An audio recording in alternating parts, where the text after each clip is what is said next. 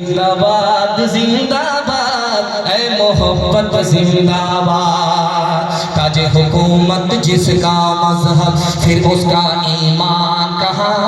जिसके दिल में प्यार न हो वो पत्थर है इंसान कहाँ। जिसके दिल में प्यार न हो वो पत्थर है इंसान कहाँ। प्यार के दुश्मन होश में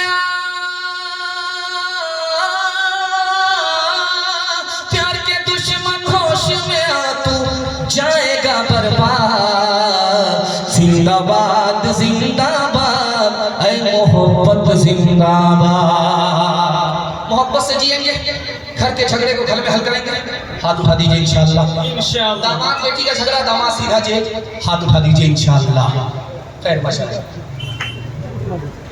उठाया है और दाया बाया देख रहे हैं कि कोई देख तो नहीं लिया, लेकिन रात के उजाले में सब पता चल रहा है कि किधर दाया बाया हुआ है। खैर मर्दों का पैगाम मुकम्मल हो गया। इतनी मोहब्बत से आपने सुना कि मुझे लगा कि मैं पहली बार इस गांव में आया हूँ। इतनी मोहब्बत आपकी मिली है कि पुराना आदमी नया हो गया। अल्लाह इस मोहब्बत को सलामत रखे। औरतों के हवाले से पैगाम यहाँ से लेकर के वहाँ तक सुनने के लिए तैयार। जोश के साथ हाथ उठाइए इंशाअल्लाह।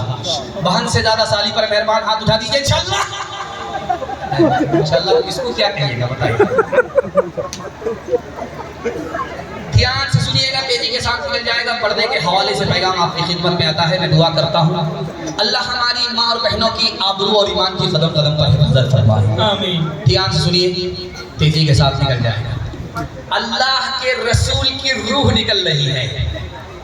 आपका सर किसकी गोद में है? किसी मर्द की गोद में नहीं है, औरत की गोद में है। वो गोद जिसकी गोद में नबी का सर है वो कोई और औरत नहीं है, अम्मा आयशा की गोद है, नबी का सर है। रूह अल्लाह के यहाँ पहुंच रही है। दूसरे नमूने को आप बहुत ध्यान से रखिएगा। मस्जिद नबी को अगर आपने देखा, अल्लाह बार बार उस घर की जियारत नसीब फरमाए। आमीन। तो आप देखेंगे कि बगल ही में कब्रिस्तान है। जितने लोग उस दौर में इंतकाल करते थे वो उसी कब्रिस्तान में दफन होते थे मदीने में। आज भी जितने लोग मदीने में इंतकाल करते हैं वो भी उसी जन्नतुल बकी में दफन होते हैं। लेकिन अल्लाह के रसूल का जब इंतकाल हुआ, पर्दा फरमा गए, अल्लाह के यहाँ गए, तो अल्लाह के रसूल जन्नतुल बकी में दफन नहीं हुए, वो किसी के हुजरे में दफन हुए। वो हुजरा किसी मर्द का नहीं, हजरत आयशा का हुजरा है। सुभान अल्लाह। ध्यान से रखिएगा, जल्दी से निकल जाएगा। अल्लाह के रसूल ने हजरत उस्मान से कहा, उस्मान मेरी बीवी आयशा पर लोग उंगली उठा रहे। मैं तुमसे पूछता हूँ, तुम घर के आदमी हो, दिल पर हाथ रख करके सच सच बताओ कि मेरी बीवी आयशा कैसी है, अच्छी औरत है कि बुरी औरत है? तो हजरत उस्मान कहते हैं कि या रसूल अल्लाह, दुनिया के लोग मस्जिद में आते थे तो खुदा कहता था कि पहले जूता उतारो उसके बाद कदम रखो, और आप जब अल्लाह के घर में आते थे तो आपसे कहा नहीं जाता था कि जूता उतारो, मस्जिद में आओ, जूता पहन करके आ जाओ। जो खुदा आपके जूते की ऐसी कदर करे, मेरा ईमान है, गुमान है कि अगर आयशा बुरी औरत होती तो आपके पाक बिस्तर पर उसको बैठने की इजाजत नहीं होती।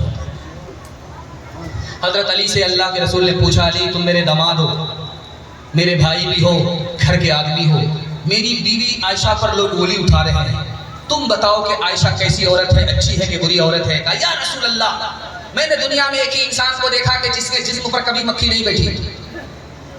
वो सिर्फ और सिर्फ आपकी हस्ती है कि आपके जिस्म पर कभी मक्खी नहीं बैठी। आपके जिस्म को अल्लाह ताला ने मक्खी और मच्छर से बचाया।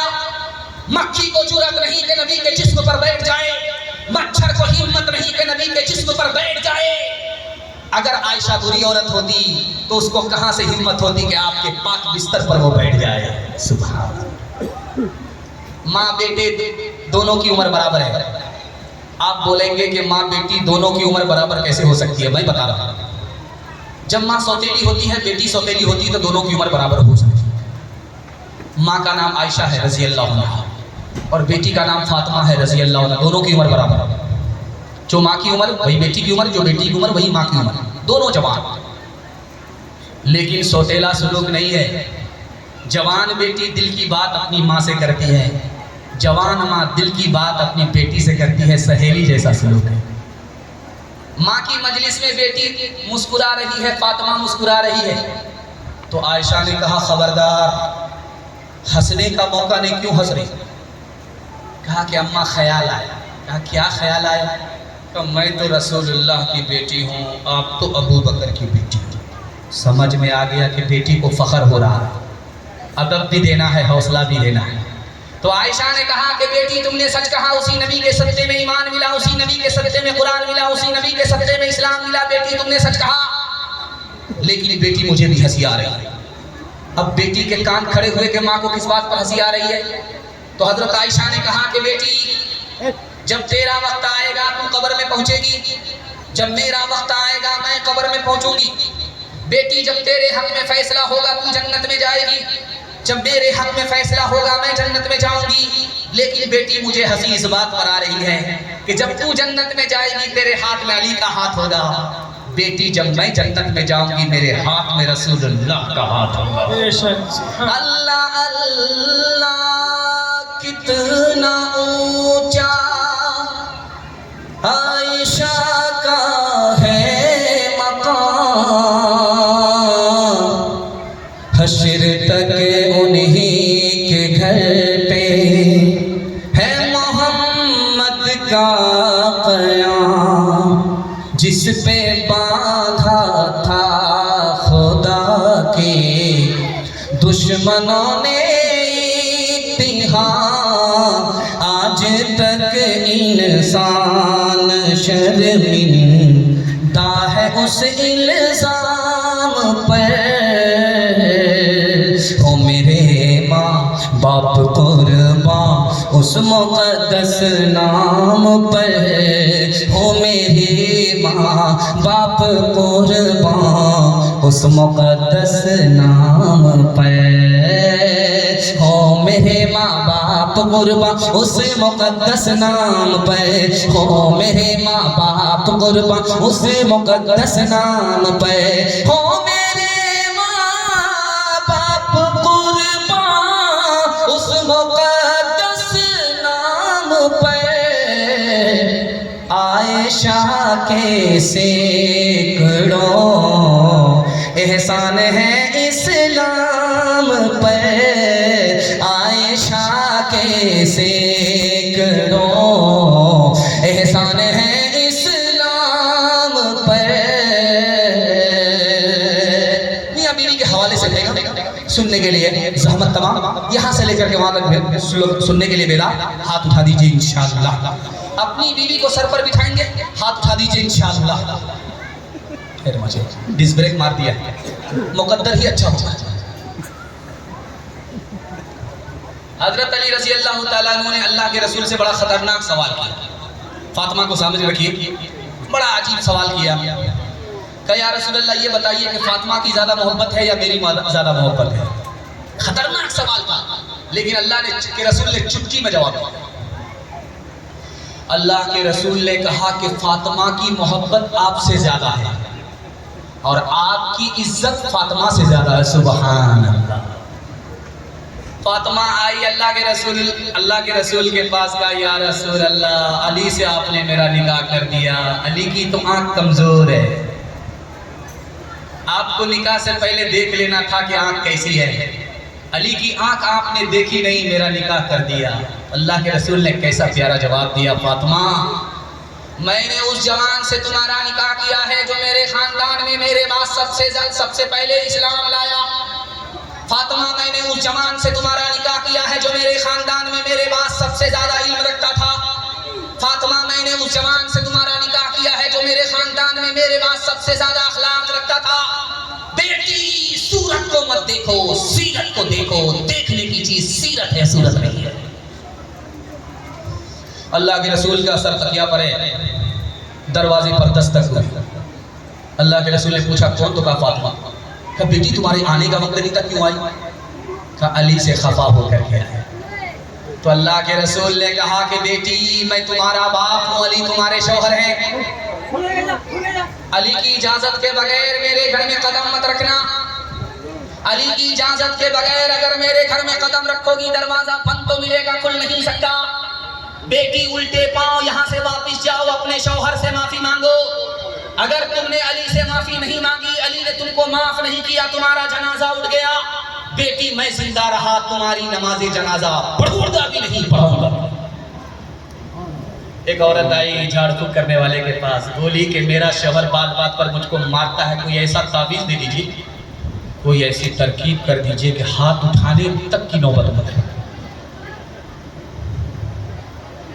तो झाड़ फूक करने वाले ने कहा कि लाओ पानी पढ़ देते हैं। तो औरत ने कहा पानी से क्या बने वाला है, वो शैतान इस पानी से थोड़ा मानेगा। तो झाड़ फूक करने वाले ने कहा ये पानी नहीं है, ये बंगाल का जादू है, ये सर चढ़ चढ़ के बोलता है, तुम इसको लेकर के जाओ। करना ये है कि जब मियाँ बीवी का झगड़ा शुरू होने लगे तो ढक्कन खोल करके 2-4 घूंट मुंह में लेना, मुंह बंद करके बैठ जाए, फिर देखना इस पानी का जादू। अब क्या था, जिंदगी भर का रगड़ा झगड़ा सब साथ। चूंकि उस झाड़ फूक करने वाले को पता था कि औरत की जबान कैंची की तरह चलती है और मर्द का हाथ लाठी की तरह चलता है। अगर ये जबान को कंट्रोल में कर ले, वो हाथ को कंट्रोल में कर ले, तो टूटा फूटा घर जन्नत बन जाता है, कभी झगड़ा नहीं होता। राबिया बसरी सपने दिल में पैदा कर कमाल, हजरत आयशा से दे काकी बन जा तो मिसाल, हजरत फातिमा ज़हरा की सीरत का जरा करना ख्याल, जिंदगी में गम भी आए तो न हो ना तो निढाल, अपने शौहर की एतात तुझ पे लाजिम है सदा, हुक्म मौला है यही है, हुक्म मौला है यही है, और कौले मुस्तफा एक सुहागन बन के मैके से चली है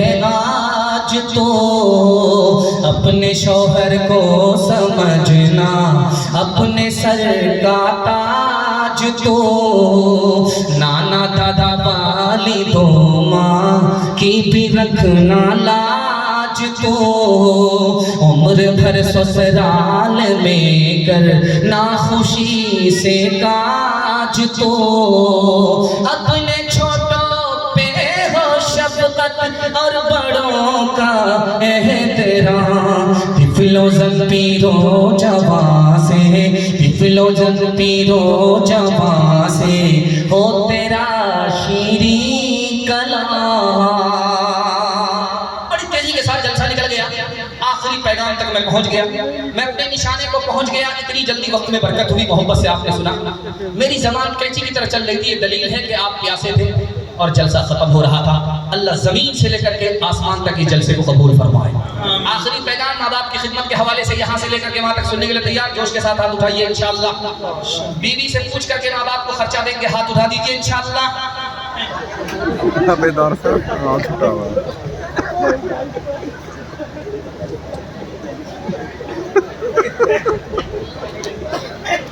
अल्लाह आपके इल्म में इजाफा फरमाए, मेरे मुताला को ताज़ा फरमाए।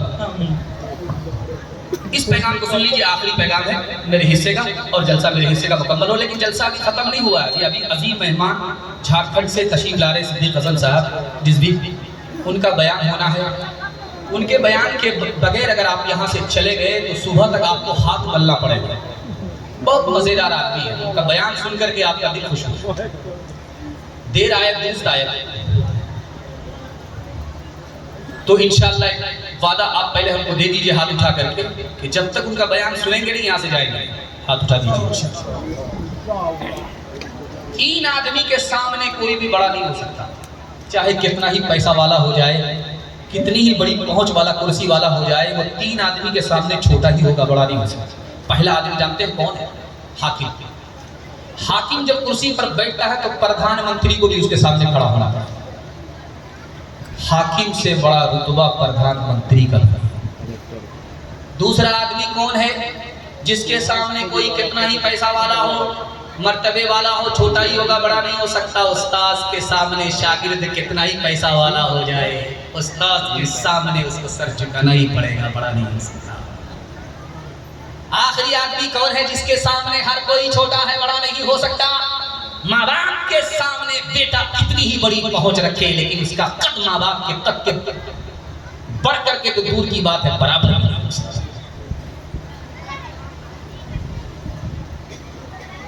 एक बात आपकी खिदमत में रखता हूं, इसको बहुत ध्यान से सुनिए।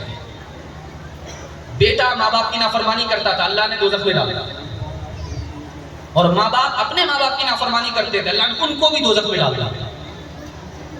अब एक ही जगह आग लग रही है, माँ बाप भी जल रहे हैं, बेटा भी जल रहा है।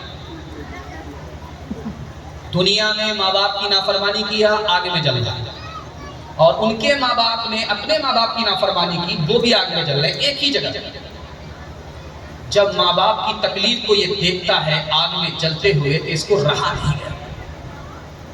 ये अल्लाह से कहता है, मालिक जो मेरे माँ बाप का गुनाह है मेरे सर पर डाल दो, मेरे माँ बाप को जहन्नम से निकाल दो, जन्नत में दाखिल कर। अल्लाह